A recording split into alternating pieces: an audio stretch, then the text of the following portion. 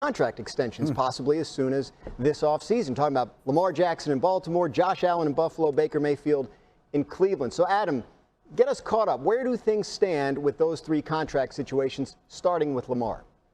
Well, Dan, the most extensive talks seem to have occurred between Lamar Jackson and the Baltimore Ravens. They've talked about an extension during the offseason. They've talked about the fact that they'd like to get it in place at some point this summer. And these are the quarterbacks that are eligible, and a player that has played as well as Lamar is deserving of a new deal. Baltimore wants to keep him around, and the plan is to try to get that deal worked out at some point this summer. I can tell you that one of the interested observers of that deal will be quarterback in that division, the Browns quarterback, Baker Mayfield, the former #1 overall pick of that respective draft.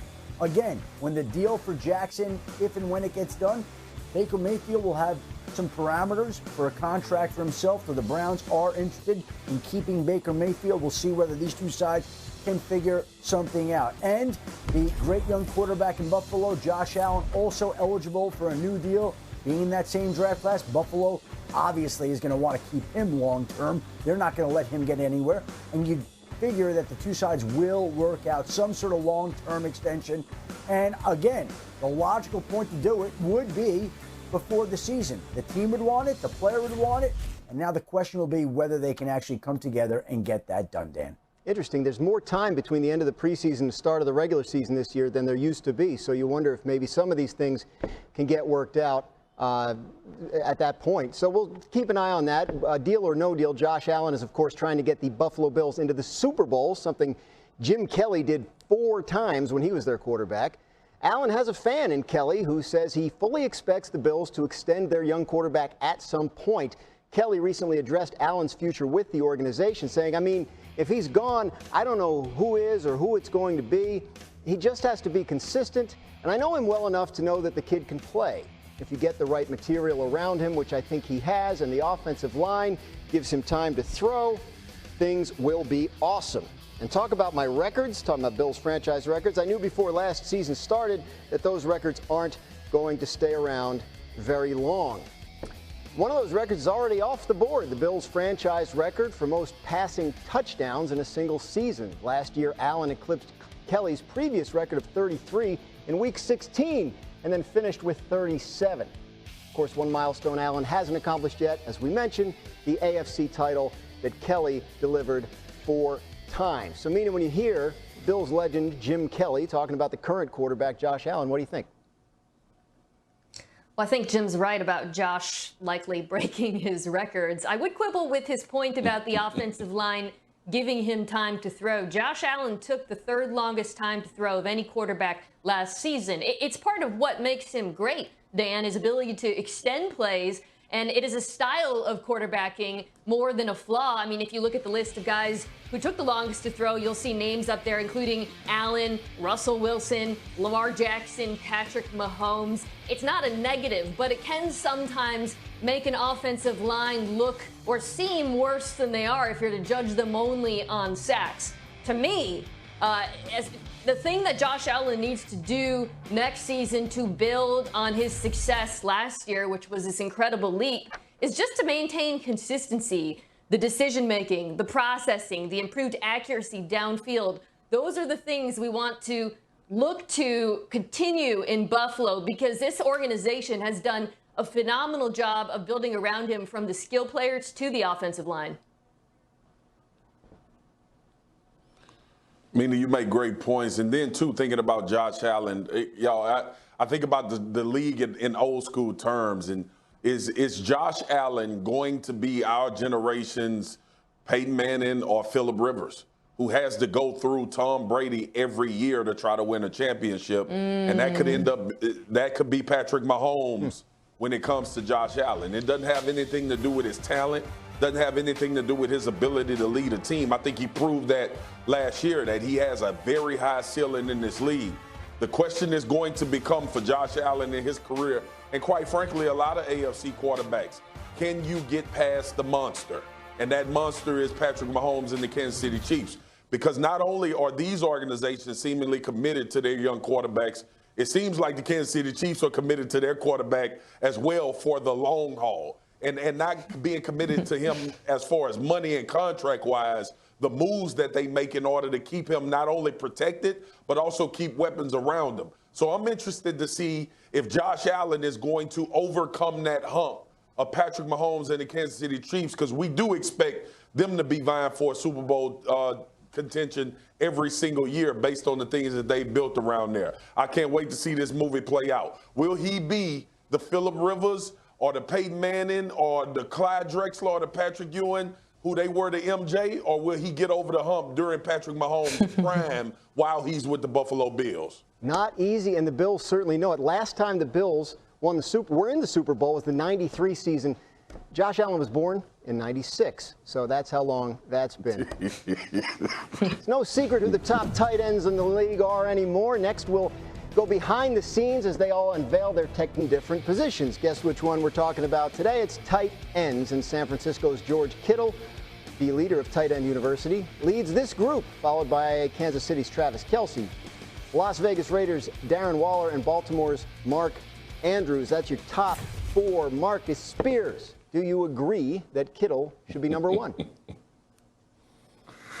I do not. But in this case, Dan Grise and Mina, this is really about how you like your wine, right? Like there's a lot of really nice wines, fine wines, and I don't know why I'm talking about wine because I drink yak, but there's a number of yaks that people like. It's just your taste. It's what you like the best. And for me, it's Travis Kelce. And I know a lot of people are that's the conventional thought that Travis Kelce plays for the Kansas City Chiefs and he benefits from playing with Mahomes. But if you look at Travis Kelce, and really what shows up to me is Travis Kelce in key moments in games, especially in big games. He's the guy, and they know that they're going to him, and he continues to create that separation and make plays. So from a production standpoint, we all know that he's leading tight ends in the last 2 years. But when you look at crunch time moments and that trust and that rapport that needs to be built between quarterback, especially tight ends in this generation, Travis Kelce seems to do it the best out of all of these guys to me when the lights are on.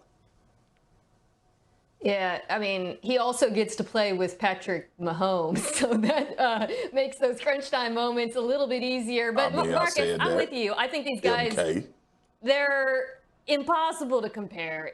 You talked about wine. To me, it's apples and oranges because they're used so differently in their offenses. With Kelce, like you said, he is that clutch guy. They basically use him like a big wide receiver, splitting him out wide half the time. And not that he can't block too, whereas with Kittle, it's so his strength is his versatility. The fact that when he's lined up in line, you have no idea if he's going to block, if he's going to motion, if he's going to run a route and then break some tackles. It's what keeps defenses on edge so much. And I think that versatility might be why he got ranked ahead of Kelce. I would say the bigger reason is that he is 27 and Travis Kelce is 31, which I think is totally fair. Now, if they switched places, I think George Kittle would have the better season because he would get to play with Patrick Mahomes. But I truly believe you could make a case for either of these guys as being 1A and 1B in the NFL. Mina, I want you to make a case for something else. We were looking at this top 10 list.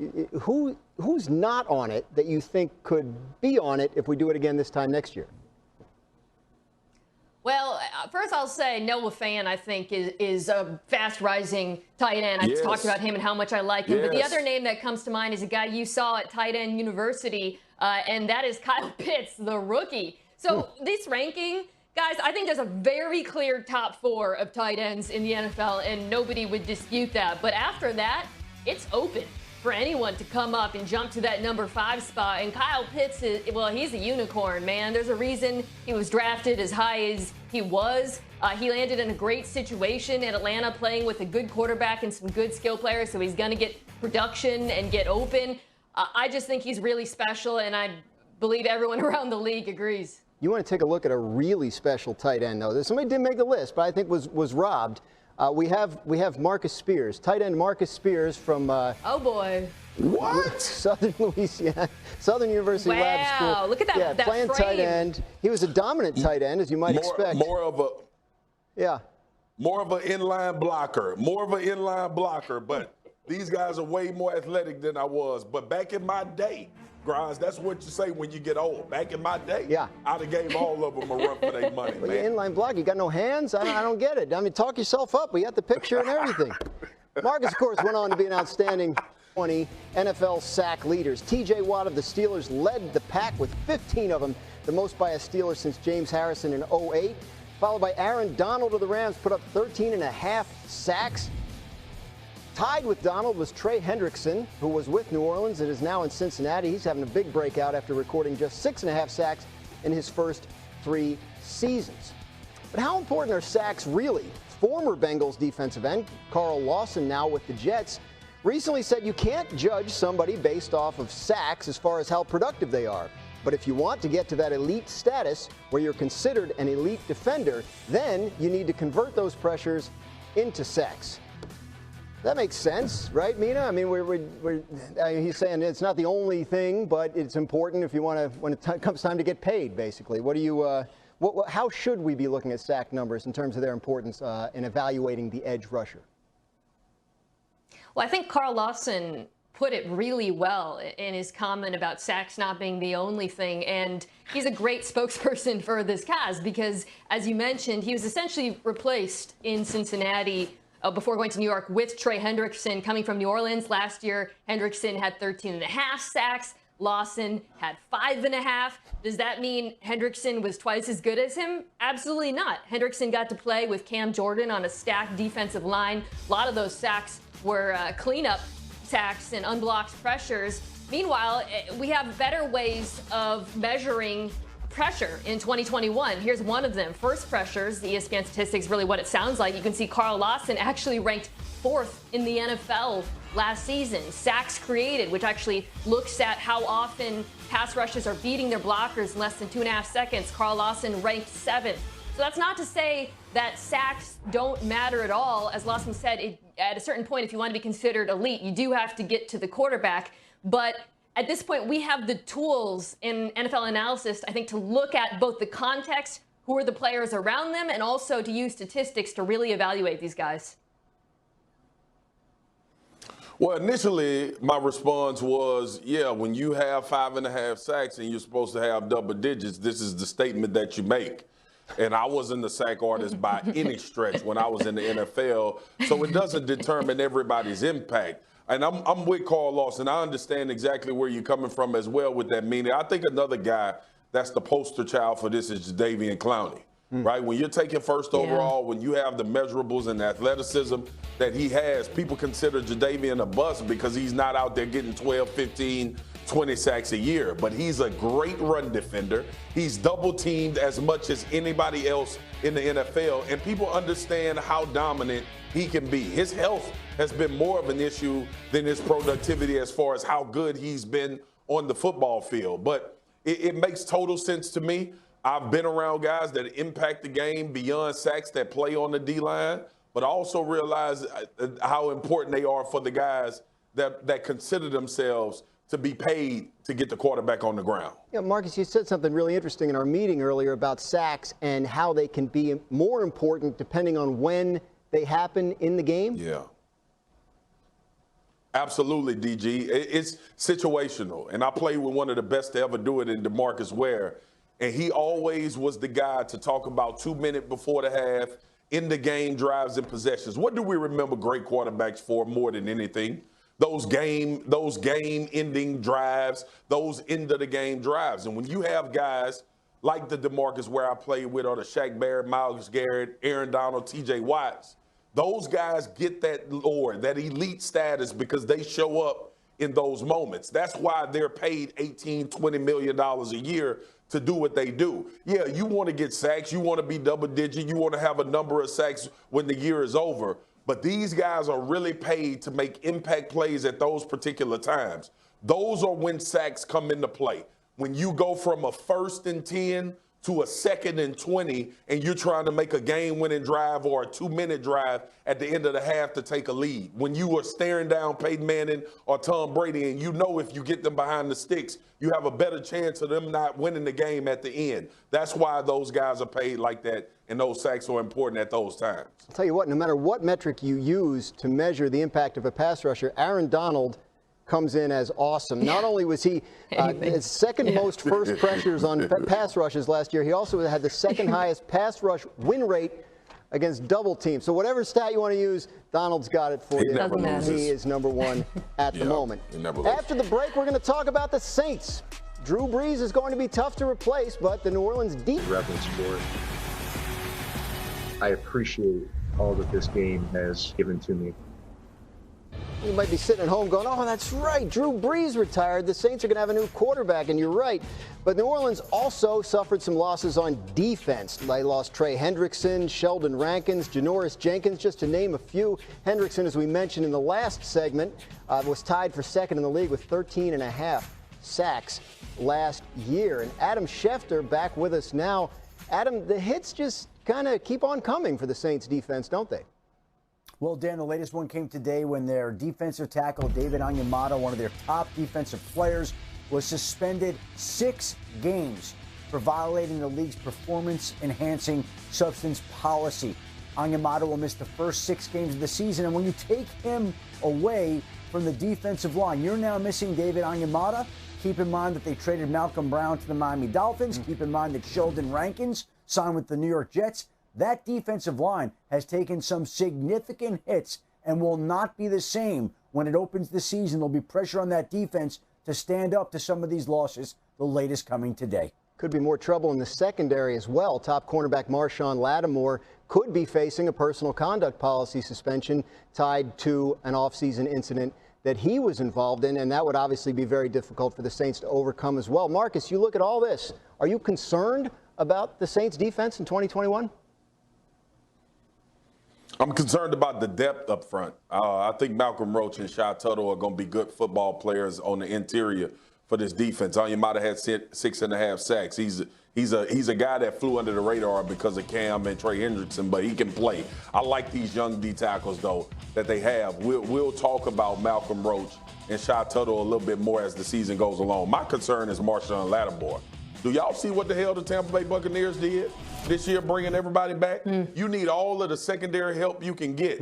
And the fact that they lost Janoris Jenkins, who I think is a really good football player and plays at a high level when the competition is high, is an important key factor with what's going on with Lattimore. It's about your division.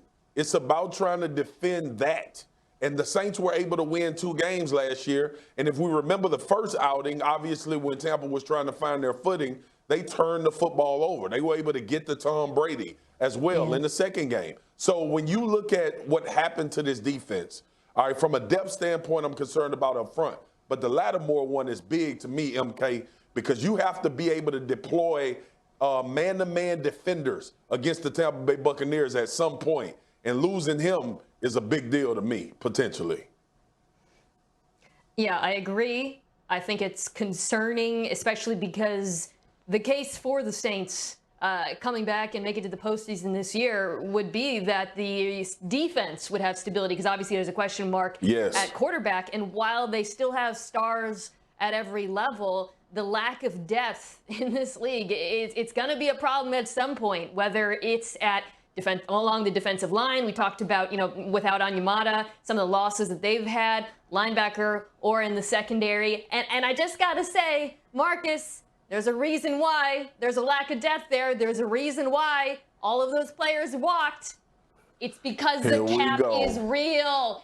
You're always saying, teams can sign whoever they want. Goodness. No, they can't. The Saints did whatever they wanted. They racked up that credit card for years. I'm not saying it was the wrong decision, but here comes the hangover.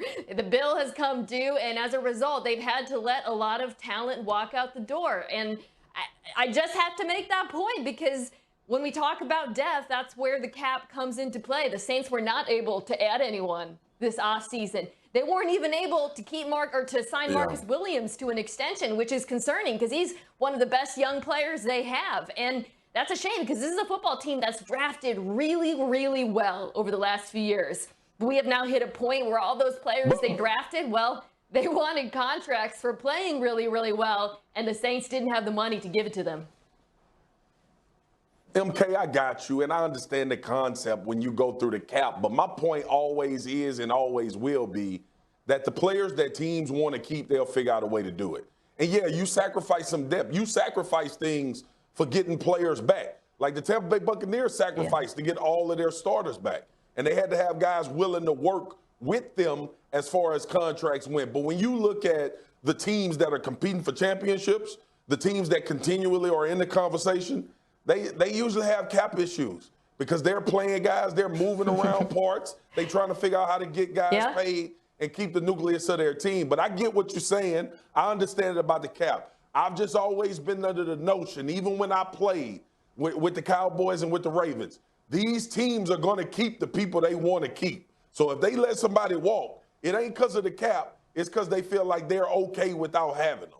Certainly, this is a discussion that's likely to continue between you two into the future, so we'll leave it here for today and for this week as we're trying to get Marcus off to his Friday night yak. But we got time for one more thing. We want to wish Barry Sanders a happy 53rd birthday. This is where I fan out, Marcus. This was my favorite player when I was a kid, right? Watching Barry Sanders. What do you remember from watching him play? Man, I just remember DG of not having a lot of blocking and still making explosive plays and run down the field. And his stop and start ability and stick his foot in the ground and change directions. Listen, man, if Barry Sanders, and I know people have said this before, Emmitt Smith I have a lot of respect for, and obviously Emmitt is one of the greatest to ever do it. Barry behind that Dallas offensive line, there would never be a discussion about who the best running back has been in the NFL. Mina? Oh, man, it's the elusiveness, the vision, the broken tackles.